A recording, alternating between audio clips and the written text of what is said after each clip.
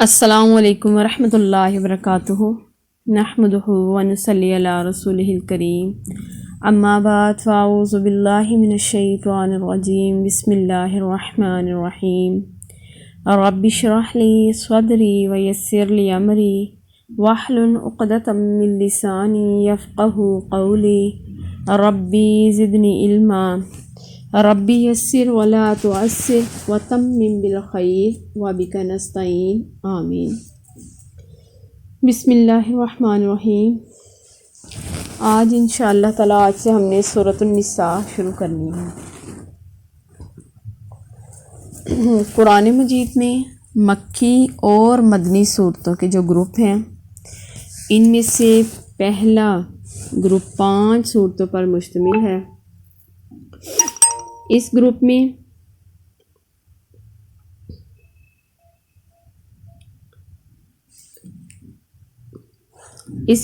مکی صورت صرف سورۃ الفاتحہ ہے، جو حجم کے لحاظ سے بہت چھوٹی مگر اس کے معنی اور مفہوم اور عظمت اور فضیلت بہت بڑی۔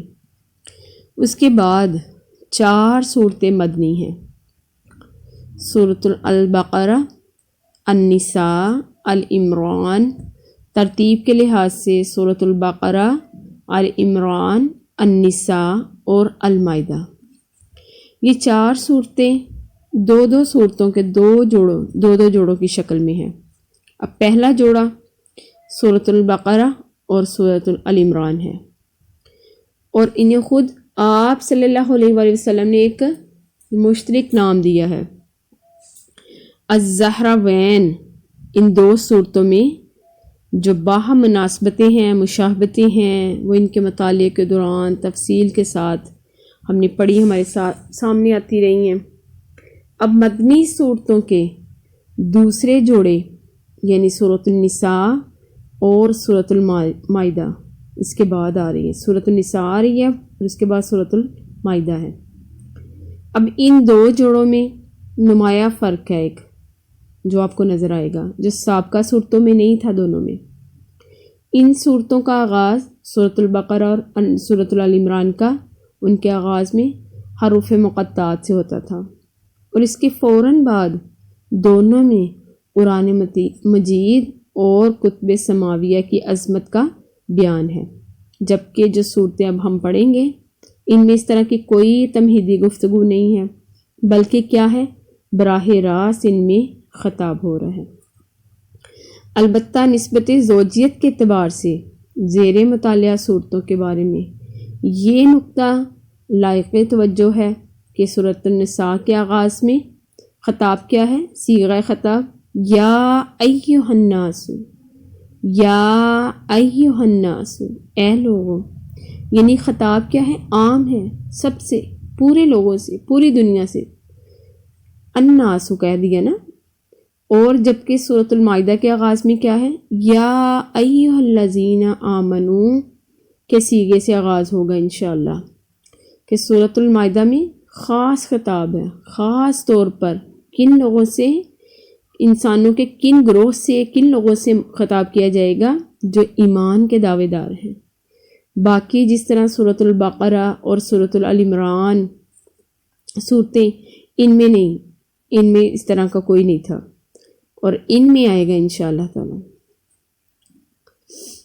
یعنی ان صورتوں میں کیا ہے، مختلف، جیسے سمجھے کہ مضامین کی لڑیاں، جیسے سورۃ البقرہ کے جو نصف ہم نے پڑھا تھا، مختلف قسم کی مضامین کی لڑیاں چلی آ رہی تھیں، کہ یعنی سمجھے کہ رسیاں، جیسے آپ 4 کلر کی رسیاں لے لیں، ٹھیک ہے، اور ان کو آپ آپس میں جیسے چٹیا کی طرح اس کو باندھ دیں، تو مختلف کلر، کبھی لال، کبھی پیلا، کبھی نیلا، کبھی ہرا، اسی طرح نا کہ وہ نظر آئیں گی کہ باری باری، کہ اگر آپ ایک رسی کو کھول دیں گے تو ہر ایک لڑی جو ہے وہ الگ الگ ہو جائے گی، اور چاروں رنگ الگ الگ نظر آئیں گے۔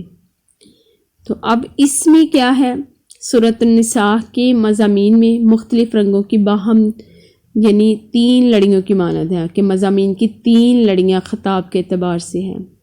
اب ان میں سے ایک تو ہے اہل ایمان، جیسا کہ سورۃ البقرہ میں بھی آیا تھا اہل ایمان کے بارے میں، اور وہی 4 چیزیں اس میں بھی آئیں گی: قتال، انفاق، احکام شریعت اور عبادات۔ عبادات کیسی ہیں؟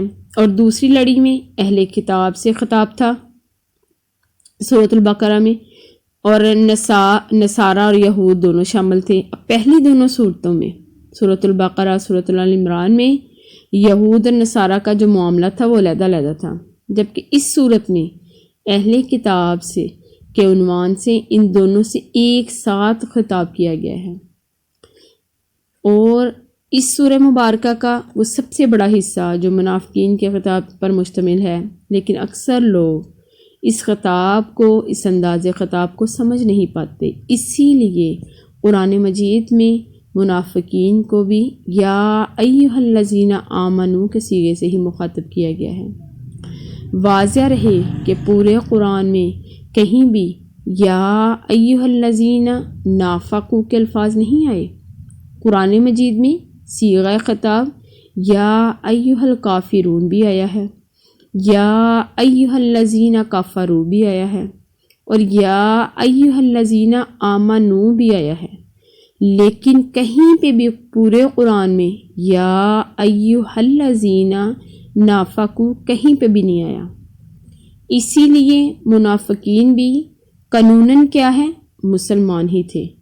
اب چنانچہ یہ پہچاننے کے لیے بڑی گہری نظر کی ضرورت ہے کہ یا ایھا الذین آمنوا کے الفاظ میں کس مقام پر جو روئے سخن ہے وہ مومنین اور صادقین کی طرف ہے، اور کس مقام پر منافقین کی طرف ہے۔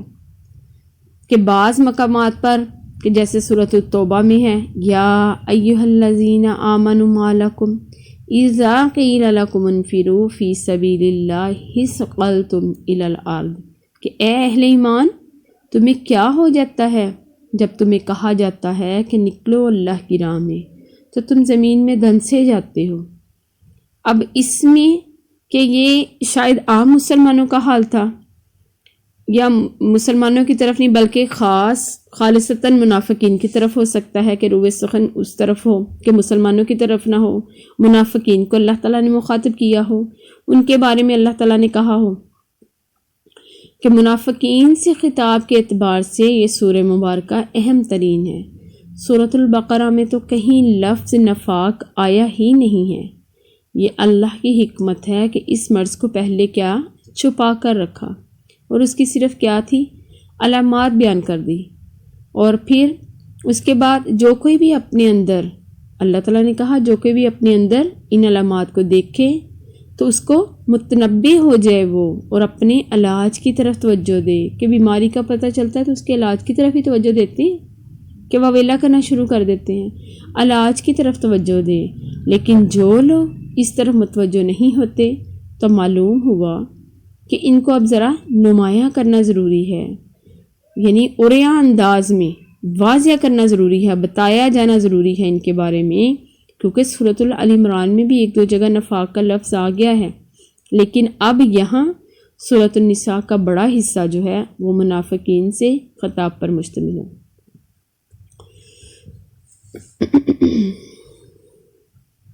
یا ایھا الذین آمنوا کے صیغے میں کیا کیا گیا کہ اہل ایمان کے جو دعوے دار ہیں ایمان کے وہ بھی تھے، اب ان میں منافقین بھی تھے اور مسلمان بھی تھے۔ اب سورۃ النساء اور سورۃ المائدہ کے مابین مضامین کی تقسیم کا یہ پہلو بھی مد نظر رہے کہ انسانی تمدن اور معاشرت کی بنیادی سطح کے معاملات کے بارے میں زیادہ تر احکام سورۃ النساء میں آئے ہیں، جبکہ اعلیٰ ترین یعنی ریاستی اور حکومتی سطح کے مسائل سے متعلق ہدایات جو ہیں وہ سورۃ المائدہ میں دی گئی ہیں۔ انسانی تمدن کی بنیاد معاشرے پر ہے، اور معاشرے کی بنیادی اکائی خاندان ہے، جو ایک عورت اور مرد کے رشتہ ازدواج میں منسلک ہونے سے وجود میں آتا ہے۔ گویا انسانی تمدن و معاشرات کے زیادہ تر بنیادی مسائل گھریلو زندگی سے متعلق ہیں۔ یہ مسائل و معاملات سورۃ البقرہ میں بھی آئے ہیں، جبکہ سورۃ النساء میں اس موضوع کے متعلق کچھ مزید احکامات واضح طور پہ بتایا گیا، اس صورت میں معاشرے کے کمزور اور دبے ہوئے افراد کے حقوق کے بارے میں اور جنسی نظم و ضبط اور تحفظ کی بارے میں بتایا گیا کہ بڑی اہمیت کی حامل ہے یہ صورت۔ اب دوسری طرف سورۃ المائدہ میں ریاستی معاملات کے بارے میں بتایا گیا ہے۔ اب اس میں جو ہے اس صورت میں سارا ہی بتایا گیا ہے کہ عورتوں کے حقوق کے بارے میں آئے گا۔ پھر اس صورت میں ہم پڑھیں گے کہ وراثت کے حقوق آئیں گے سورۃ النساء میں عورتوں کے بارے میں۔ حضرت عائشہ رضی اللہ تعالیٰ عنہ فرماتی ہیں کہ سورۃ النساء جو ہے وہ ہجرت کے 8 ماہ بعد نازل ہوئی کہ جب ان کی رخصتی ہوئی۔ صحیح بخاری میں ہے، حضرت عائشہ رضی اللہ تعالیٰ عنہ سے روایت ہے کہ سورۃ النساء اس وقت نازل ہوئی جب رخصتی کے بعد میں آپ صلی اللہ علیہ وآلہ وسلم کے گھر آ چکی تھی۔ حضرت عائشہ کی رخصتی ہجرت سے 8 ماہ بعد عمل میں آئی ہے۔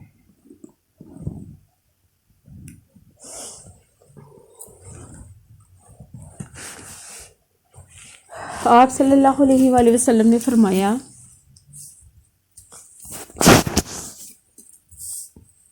کہ سورۃ النساء اپنی عورتوں کو سورۃ النساء سکھائیں۔ اب اس میں دیکھیں نا، اس میں سارا اللہ تعالیٰ شروع والی آیات میں اللہ تعالیٰ مخاطب کر کے کہہ رہے ہیں کہ اے لوگو ڈرو اپنے رب سے جس نے پیدا کیا تم کو ایک جان سے۔ اور اللہ تعالیٰ نے کیا کیا، جوڑا پھیلایا، اللہ نے اس جوڑے اماں حوا اور بابا آدم کو بنایا اللہ تعالیٰ نے۔ پھر اللہ تعالیٰ نے کیسے ان سے بہت مرد اور عورتیں، پھر اللہ تعالیٰ نے اس میں آئے گا یتیم کے مال کے بارے میں، یتیموں کے مال کے بارے میں آئے گا۔ پھر اللہ تعالیٰ نے اس میں آتا ہے کہ اگر اللہ تعالیٰ آپ کی یعنی 2 بیویاں ہیں، 1 بیوی، 2 بیویاں، 3 ہیں، 4 کے حد ہے، تو اس کے بارے میں آتا ہے کہ آپ نے کس طریقے کے ساتھ ان کے ساتھ حسن سلوک کرنا اور کس طریقے سے پیش آنا ہے۔